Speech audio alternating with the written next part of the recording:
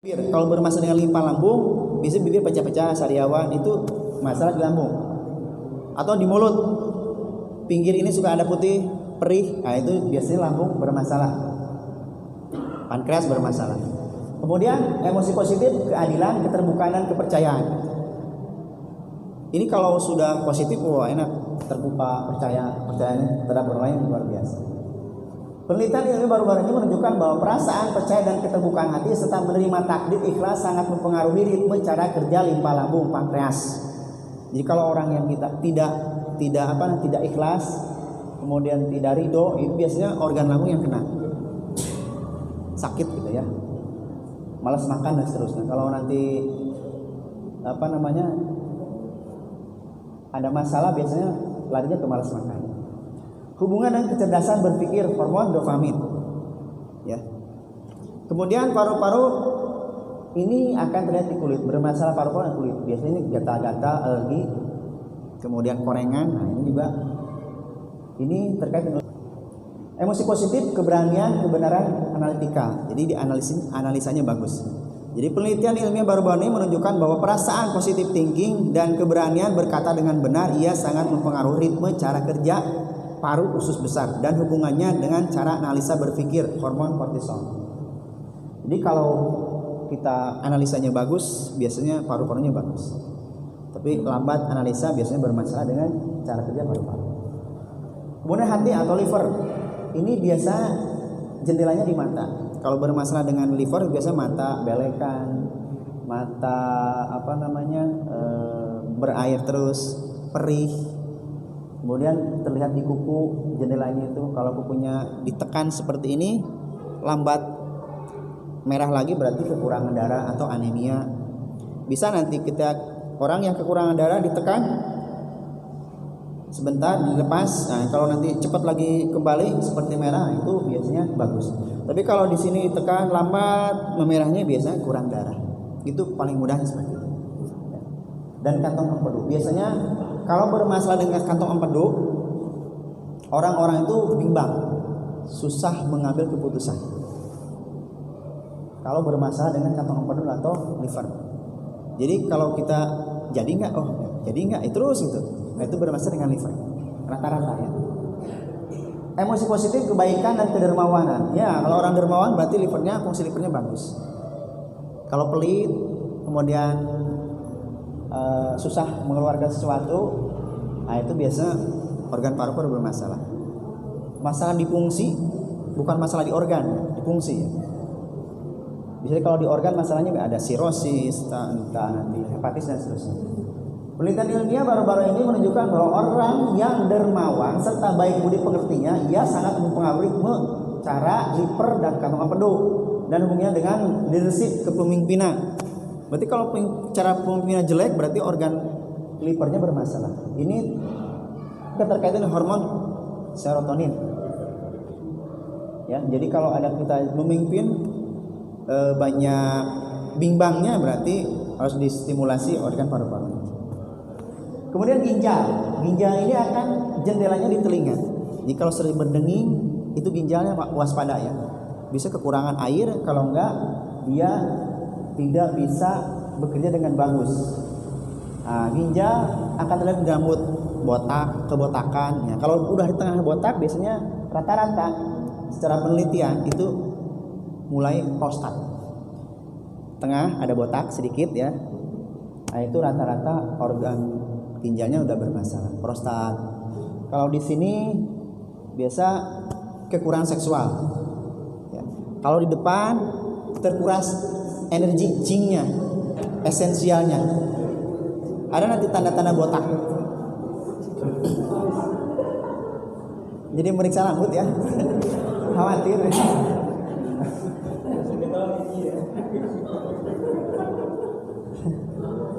Ya kalau udah tua lah wajar lah gitu ya, sudah berkurang gitu ya. Tapi secara penelitian begitu. Dan saya selama 20 tahun pengalaman mengobati orang ya, rata-rata orang yang sudah botak ini ditanya tentang seksualnya udah rendah. Dan biasanya ada tadi prostat bermasalah.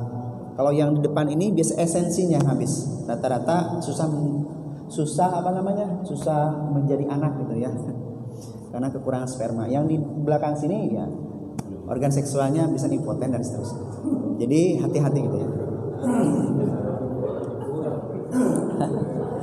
Jadi penelitian ilmu baru-baru ini menunjukkan bahwa perasaan damai, ya, tenang dan hening, ia sangat mempengaruhi ritme cara kerja ginjal, kantong kemih, dan hubungannya dengan cara berpikir, kreatif, imajinasi, keinginan hidup, hormon adrenal. Jadi pengaruh sholat tenang, pengaruh sholat tu'maninah ini akan mempengaruhi organ ginjal. Semua organ akan dipengaruhi oleh kedamaian tadi, cinta, kasih sayang dan seterusnya. Kalau sholatnya bagus, tumanina, gerakannya bagus, insya Allah tubuh kita akan sehat. Tidak semata-mata Allah memberikan tata cara ibadah kepada manusia kalau tidak menyehatkan. Ya. Banyak buku-buku yang diteliti, banyaklah, lebih dari ratusan buku yang ditulis oleh para peneliti tentang ini, banyak sekali, terutama di barat sana. Kemudian emosi bisa menyakiti organ tubuh. Ini emosi jelek ya. Ketakutan melemahkan ginjal. Ini kalau banyak ketakutan melemahkan ginjal. Takut sama istri itu biasanya. Takut sama istri biasanya organ seksual kita lemah. Kan kita lihat ada orang yang dikejar anjing itu takut ya, gemetaran langsung kencing. Nah, itu karena ginjalnya lemah. Kemudian marah melemahkan liver. Terlalu banyak marah, organ livernya bermasalah. Banyak saya kasus orang yang hepatitis awalnya gitu, banyak menekan, banyak tertahan marah. Banyak kasus yang sirosis itu biasanya marah, tertekan. Kemudian sedih melemahkan paru-paru. Ini kejadian saya waktu dulu bekerja di salah satu perusahaan, jadi leader di sana lah. Pengalaman saya merasa tertekan, sedih gitu, jadi ditekan oleh direktur utamanya harus bes bla bla bla. Padahal saya kerja di kantor, laptop, membawahi 25.000 karyawan dan seterusnya. Nah itu merasa tertekan tuh kena flek, dicek ke dokter ada flek katanya, ini paru-parunya harus diobatin, dikasih obat gede-gede segede gini. Saya buang aja ke kantong tong sampah. Terus saya mikir, oh ini harus keluar kerja. Ketika saya keluar kerja, sembuh sendiri tanpa obat. Itu perasaan. Jadi perasaan ditekan, sedih gitu ya. Karena perasaan tidak bisa dibohongi. Walaupun gaji di situ besar, tapi kalau perasaannya sakit, tidak ada apa-apanya uang besar. Makanya kerja itu harus sesuai dengan perasaan nurani. Kemudian khawatir melemahkan lambung. Kebanyakan khawatir ini akan melemahkan organ lambung. Dan organ lambung yang bermasalah biasanya banyak khawatir. Banyak kasus di Indonesia yang penyakit lambung ini pasti manifestasinya adalah khawatir. Jadi kalau kita banyak khawatir berlebihan akan merusak organ lambung. Dulu saya membawahi 11.000 karyawan. Jadi saya sebagai konsultan di salah satu perusahaan, banyaknya sisi psikisnya bermasalah, diantaranya khawatir ini merusak organ lambung. Lambungnya bermasalah, ada yang sudah luka, inflamasi di sini sudah memerah dan seterusnya. Stres melemahkan otak dan jantung, pastilah. Kalau zaman sekarang kan banyak stresnya. Apalagi di dalam mudik, stres orang udah siap-siap nih ketemu keluarga dalam mudik. Ini hati-hati ya, berlebihan khawatir boleh lah karena manusiawi. Kemudian marah juga pada tempatnya boleh. Ada Rasul juga marah pada tempatnya. Kemudian ketakutan ya wajar lah, menormal manusia. Tapi kalau berlebihan ketakutan ya akan melemahkan dan merusak organ ginjal. Ini diantaranya hadis dari Abu Hurairah radhiyallahu anhu berkata, seorang lelaki berkata kepada Rasulullah, berilah aku wasiat. Kemudian beliau menjawab, janganlah engkau marah. Ini 3 kali ya. Jadi marah ini akan mempengaruhi seluruh organ, terutama akan mengeringkan cairan, terutama darah. Biasanya orang yang banyak marah, marahnya tertahan, darahnya kental, rata-rata.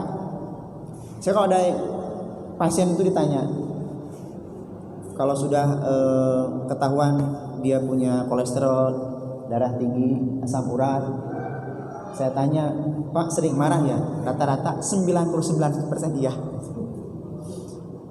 Jadi orang yang sering marah itu darahnya cepat kental karena suhu naik jadi panas. Ya. Kunci yang diberikan Rasulullah, apabila kalian marah dan dia dalam posisi berdiri, maka hendaknya duduk. Jikalau keadaan kita lagi marah tuh saya banjur aja kepalanya pakai air, mandi gitu. Itu lebih mendinginkan. Karena unsur marah itu diantara emosi kita adalah setan yang masuk. Setan tercipta dari api. Nah, makanya dibanjur dengan air. Rata-rata insya Allah bisa meredakan dan menurunkan tensi marah tersebut. Atau habis itu sholat atau kita tidur. Ketika input 5 aspek baik, maka tubuh kita akan menjadi baik pula. Jadi aspek yang tadi 5 ini siklusnya kalau baik, maka tubuh kita akan menjadi baik.